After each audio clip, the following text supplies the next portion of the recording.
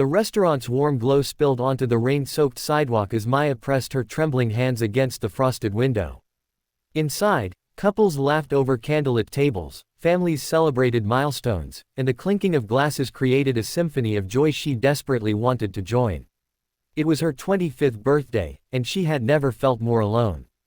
Her reflection stared back at her, makeup slightly smudged from the drizzle, a new dress she'd saved 3 months to buy, and eyes that fought back tears. She had promised herself this year would be different. This year, she wouldn't spend her birthday eating takeout in her studio apartment, watching other people's happiness through social media feeds. This year, she would celebrate herself, even if she had to do it alone. But as she stepped through the heavy oak doors of Giuseppe's, the city's most beloved Italian restaurant, the hostess's expression shifted from professional courtesy to something that made Maya's stomach drop.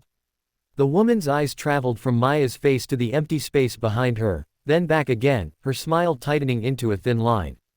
"Do you have a reservation?" the hostess asked, her tone suggesting she already knew the answer. "No, but your website said walk-ins were welcome on weekdays," Maya replied, trying to keep her voice steady. She'd checked 3 times that morning, screenshot the page just to be sure. The hostess glanced at the half-empty dining room, then back at her podium. "I'm sorry, but we're fully booked tonight. We don't seat single diners during peak hours. It's policy." Maya felt the words hit her like a physical blow. "But there are empty tables everywhere. I can see them." "Those are reserved," the woman said curtly, though her eyes betrayed the lie. "Perhaps you'd be more comfortable at the bar." The bar, where she could perch on a stool, eating alone while bartenders pitied her and couples on dates avoided eye contact. Maya's throat tightened. She'd spent her 24th birthday working a double shift at the nursing home, her 23rd recovering from the flu, her 22nd heartbroken over someone who'd promised forever and delivered 6 months. She'd wanted just one thing this year: to sit at a proper table, order the pasta she'd been dreaming about, and prove to herself that being alone didn't mean being invisible. "I understand," Maya whispered, though she didn't. She turned toward the door, blinking rapidly, determined not to cry in front of the hostess who'd just reduced her worth to a table occupancy rate. "Excuse me." A gentle voice stopped her mid-step. "Is everything all right?" Maya turned to find a man in his mid-30s standing from a corner table, a small girl with pigtails clutching a stuffed rabbit beside him. His eyes were kind, the sort that crinkled at the corners from smiling too much, and his daughter was watching Maya with the uninhibited curiosity only children possess. "I'm fine, thank you," Maya managed, though her voice cracked on the last word. The man looked from Maya to the hostess, understanding dawning on his face. "You don't have a table for her." He didn't wait for an answer. "Please, join us. We have plenty of room, and honestly, Sophie here has been asking me questions I can't answer for the past 20 minutes. Maybe you can help." "Daddy's terrible at girl talk," Sophie announced solemnly, and despite everything, Maya felt a small laugh escape. "Oh, I couldn't possibly intrude," Maya started, but the man was already gesturing to the empty chairs at his table. "I'm James, and this is Sophie. We're celebrating her successful week of remembering to feed her goldfish without being reminded. It's a pretty big deal." He winked at his daughter, who giggled. "What are you celebrating?" Maya hesitated. The hostess was watching with barely concealed disapproval, and every instinct told her to decline, to leave with whatever dignity she had left. But something in James's expression, genuine kindness without a trace of pity, made her pause. "My birthday," she admitted quietly. "My 25th. Sophie's eyes went wide. "It's your birthday and you were going to eat alone. That's the saddest thing I've ever heard."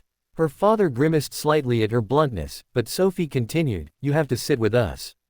Everyone deserves cake on their birthday." And that's how Maya found herself sliding into a chair across from a single father and his precocious 7-year-old daughter, her carefully planned solo celebration transforming into something entirely unexpected. James ordered champagne, the good stuff, since it's a milestone birthday, and Sophie insisted Maya try the restaurant's famous tiramisu, which she pronounced tiramisu with absolute confidence.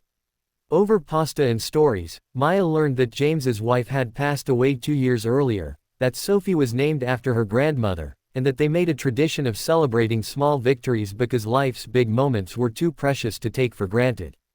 James learned that Maya worked as a nurse's aide, that she'd moved to the city from a small town in Ohio chasing dreams that felt increasingly out of reach, and that she hadn't spoken to her family in 3 years after they'd made their disapproval of her choices painfully clear. "You know what I think," Sophie said, twirling pasta with the concentration of a surgeon. "I think grown-ups forget that being alone and being lonely are different things. Daddy says he's alone sometimes, but he's not lonely because he has me. And now you're not alone either, so you can't be lonely." James met Maya's eyes over his daughter's head, and something unspoken passed between them, the recognition of two people who'd learned to carry grief quietly, who understood that kindness wasn't about grand gestures but showing up for someone who needed to be seen. The evening unfolded like a gift Maya hadn't known she needed. Sophie taught her the elaborate handshake she'd invented, James shared terrible dad jokes that had them both groaning, and for the first time in years, Maya forgot to check her phone, forgot to wonder what she was missing, forgot the weight she carried constantly. When the waiter brought out a birthday candle stuck in Sophie's tiramisu, James had quietly arranged it, Maya felt tears she couldn't hold back anymore. But these were different tears, the kind that came from being overwhelmed by unexpected grace. "Make a wish," Sophie urged. Maya closed her eyes, and for once, she didn't wish for the things she thought she was supposed to want. She wished for more moments like this, for the courage to believe she was worthy of them, and for the wisdom to offer the same kindness to others that James had offered her. As they left the restaurant, James insisted on walking Maya to her car. Sophie held her hand, chattering about her goldfish's personality and the Constellation mobile in her bedroom. At Maya's car, James handed her a card. "Sophie's birthday is next month," he said. "We're having a party at the park. Nothing fancy, but there will be cake and probably a concerning amount of glitter. We'd love for you to come." Maya looked at the invitation, decorated with Sophie's careful crayon drawings. "You don't have to do this." "I know," James said simply. "But here's the thing about kindness, it's not about obligation. It's about recognizing yourself in someone else's struggle and choosing connection over indifference." Driving home that night, Maya thought about the hostess who'd turned her away and the stranger who'd made room. She thought about how different the world would be if more people looked up from their own tables long enough to notice who was standing in the cold.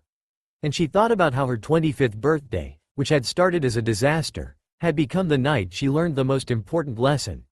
That family isn't always blood, that celebration is sweeter when shared, and that sometimes the people meant to change your life show up exactly when you need them most, wearing dad jeans and accompanied by a 7-year-old philosopher clutching a stuffed rabbit.